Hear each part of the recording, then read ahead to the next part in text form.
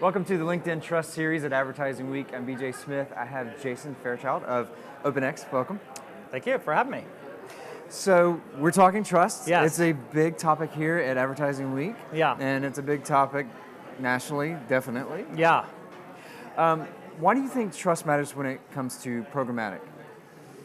Yeah, well, look, it's foundational, right? It's foundational for any relationship. Let me just start by saying I think there's a report that came out yesterday or the day before that said 72% of CMOs don't trust programmatic, Wow. right? And that's just unacceptable, right? So if you think about where we are in the industry, we've gone through Wild West high growth phase, and now we're kind of transitioning to a more mature phase where programmatic will become embedded into the sort of industrial complex of advertising. And that's a big complex. It's a $700 billion in global ad spend is kind of the addressable market. And I think programmatic can become the system of record for transactions for more than half of all global ad spend. And we're at about 5% now. So in order for that to happen, we have to infuse trust into the system, right? And if you look at the nature of trust in media, it's probably worth a little historical context. 15 years ago, if you were a customer of mine, I would sell you a certain media package, and you'd test with me, and you'd be probably a little cautious, and we'd run the test, get to know the results, how did it perform, get to know me, then you'd renew, and this would go on for a period of time, where over that period of time, trust would be built, results would be seen, and that starts to build a solid foundation over many, many years. And that's how the media kind of world ran until programmatic came along. So what's different about programmatic is it's not a one-to-one human relationship where that trust can be built over the course of time. It is, by definition, many thousands of one-to-one relationships that are executed through machines. Therefore, people have to put their trust in the system, Right. not in the people, because it's impossible to do that. And that's the very nature of programmatic, is to remove that friction. So trust in programmatic means you have to trust the system.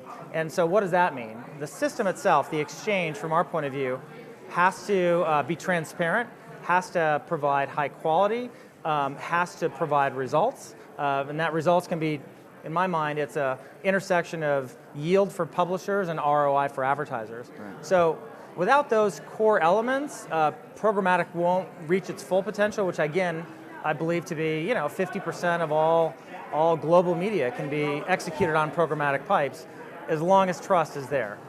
I look back to one of my first years here at Advertising Week 12, everybody was saying programmatic. And every year we have a buzz. Something has got everybody pumped up.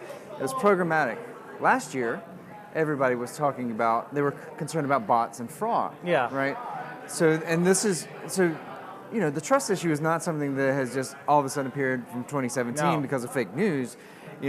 It's something that we've been looking at for a while. So from the tech side of things, how do we start, or have we started making those fixes to win that trust back?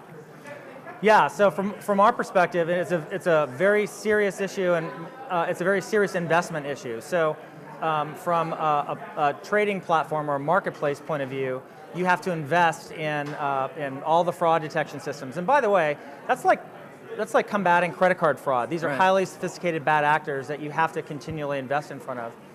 And if you step back from it, we run a marketplace, right? And if you think about offline analogies, there's, in a sense, Nordstrom's is a marketplace, Right. and the alternative might be a swap meet. And in either place, if you go to Nordstrom's, you buy an item, it's in a well-lit environment, you know it's real, it's not counterfeit, you know that if you have a problem with it, you can take it back. They treat you like a customer, like a partner. It's just a high-value, high-trusted experience. If you go to a swap meet, you don't know if it's real, you don't know if they're going to be there next week, right? So in the context of programmatic, or even header bidding, which is a derivative of programmatic, I was talking to a DSP yesterday, and they said they have 75 partners that they buy from. I'm telling you, there's only 5 Nordstroms on the block. The rest of the 65 that they probably buy from are swap meets. Right. So, or the equivalent of swap meets, give or take a few.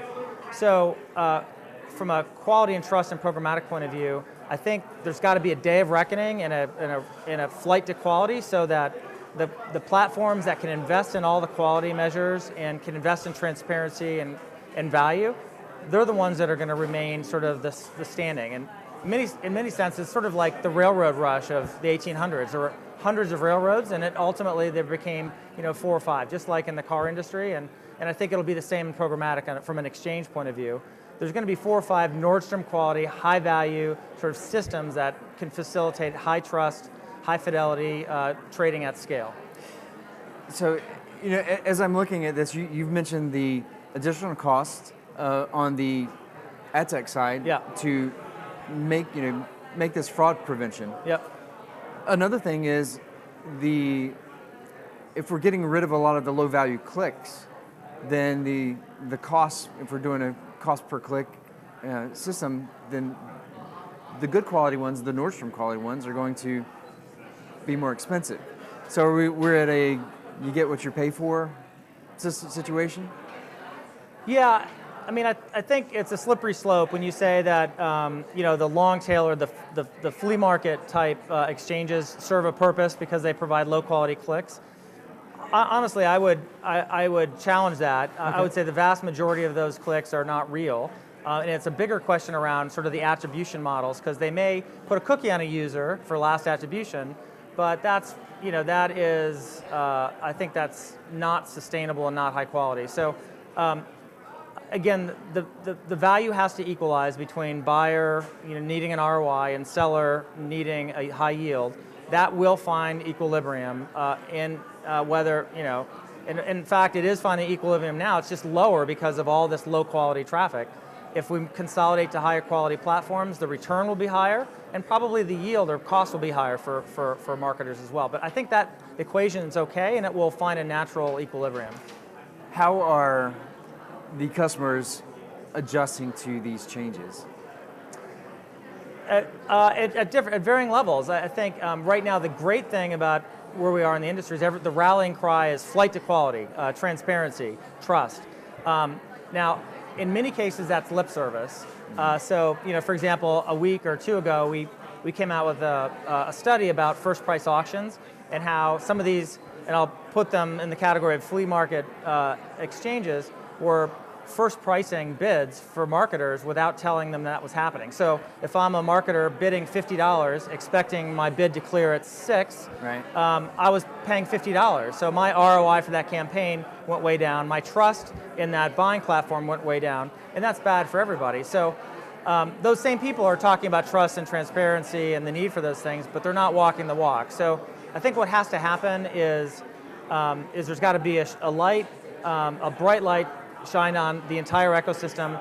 The good actors need to stand up for themselves, and there needs to be a trust but verify sort of system. Meaning, sellers, they just don't work with tier 2 exchanges that are going to sell your inventory to bots or to arbitrage players or whatever it might be. Narrow it down to maybe 5 or 10 high quality players.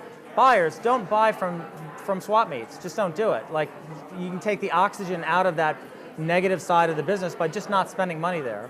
So that's my message: is quality is an awesome thing, but we all have to walk the walk, and that means trust but verify, and everyone's got to police the environment together. Right. Jason Fairchild, thank you for joining me. Yeah, thank you.